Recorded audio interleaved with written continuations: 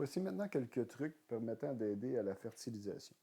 Lorsqu'on sélectionne des parcelles, vous remarquerez que les parcelles sélectionnées le restent d'un onglet à l'autre. Donc ici, si j'ai la parcelle 1 et 2 de sélectionner, qui correspond à une prairie et l'avoine, si je vais dans l'onglet culture, ce sont les mêmes éléments qui sont sélectionnés. Et ainsi, je peux aussi venir à la page parcelle, venir voir les analyses de sol associées à ces parcelles-là. De la même manière, si je sélectionne la parcelle 5, ça viendra sélectionner la culture afin de la voir rapidement si on veut l'éditer, ainsi que les besoins.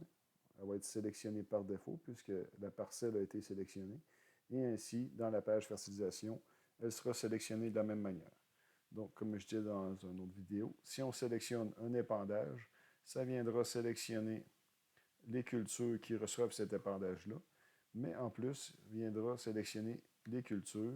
On pourra voir dans la page, dans l'onglet culture, les cultures sélectionnées afin de pouvoir ajuster les besoins ou venir consulter les apports qui ont été faits sur ces parcelles-là. Et même chose sur la parcelle ici. On pourra consulter des propriétés, venir changer sur cette multi-sélection-là ou venir consulter des analyses de sol rapidement en venant surligner ce qui peut facilement être vu. Nous pouvons aussi, puisque dans notre stockage, nous avions un amas, on peut localiser cet amas-là en affichant le plan de ferme. Donc, il n'est pas sur la page 1, où se trouve mon amas. Donc, mon amas se trouve à la page 4. Donc, ici, j'ai mon amas et je peux venir sélectionner les parcelles qui sont concernées et venir utiliser, comme ici, l'amas 1.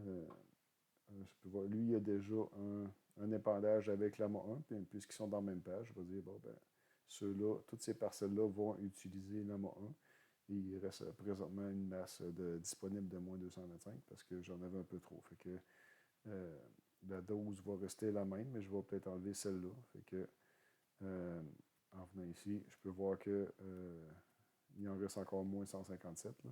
Mais qu'importe, ça permet de facilement associer les parcelles avec le type d'épandage qu'on peut avoir si, à ma deuxième location ici, à mon deuxième emplacement, il se retrouve près du voisin.